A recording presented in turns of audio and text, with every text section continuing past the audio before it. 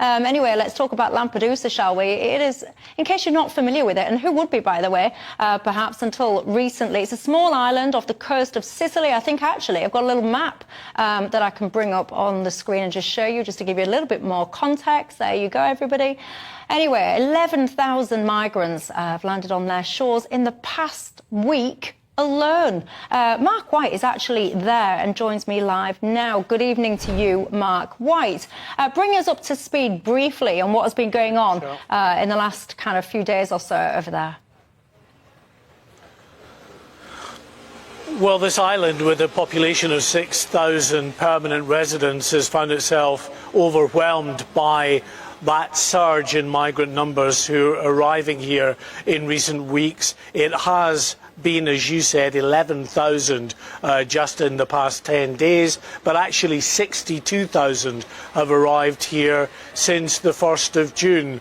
And across other islands and on the Italian mainland, those who've crossed from the Mediterranean total so far 130,000. Italy says that by the end of the year they expect the number of migrants to have crossed the Mediterranean into Italy to be 200,000. They are dealing with a very significant issue, but they are also in dispute with a number of European countries in terms of burden sharing and whether France and Germany will actually reverse its current policy of not taking those arriving in the likes of Lampedusa.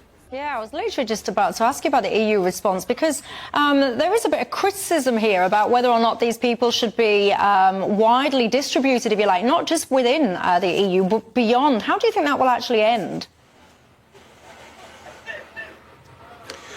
Well, it is the European Union's goal to have a proper burden sharing process in place so that each of the countries take a share of those who are arriving into the European Union. But it's just not working out as planned. There are certain countries that just don't want to take a certain share of migrants, others who believe that actually because of their geographical position, likes of Italy, Greece and Spain, that they have many migrants who land on their shores and they want other countries in Europe to burden share better. It's all a bit of a headache for the European Union, and it's also testing the likes of the Schengen agreement, which of course allows free travel across European Union borders, but in some countries it's far from free at the moment. You've got France now putting on border checks between Italy and France to stop those migrants who are getting into Italy proper then from crossing into France. You've got Austria putting up border checks as well, Germany too. So it is a significant issue going forward, what the European Union does really to try to ensure that both Schengen and the burden sharing agreement works properly, because at the moment it certainly isn't. And just very brief final question to you. You're there, you're on the ground. What do the locals make to all this? Well, I mean, there are some that, you know, have sympathy for those that are crossing from often wretched conditions in their own countries. But many people here, I think, are very concerned at the huge surge on such a small island and their ability to cope with that. And, you know, viewers in the UK might be watching and really saying, why is this something we should care about? But actually it is, because history tells us that those that arrive on Europe's southern borders or eastern borders, or whichever route they take into Europe, often then find themselves heading to the northwest shores of France with a view to trying to get across the English Channel to the UK. So it affects all of Europe, and it certainly affects the UK as well. Interesting stuff. That's Mark White there, live from Lampedusa. I mean, I hear all that and all these travels that people are going on. I can't understand how on earth they're financing all of this, all of these different stock, because they're not staying put in one place. They're paying a lot of people, I suspect, to take them a lot of different places. But anyway, what do you make to it all? Well, this has been an issue for the Italians for more than a decade, and as your map helpfully reminded us, the little dot that was south of Sicily on your map is Malta. So Lampedusa is I might bring the map back up while we're talking about well to the southwest of Malta. You know, it's very close to the Tunisian, much closer to the Tunisian coast than the rest of Italy.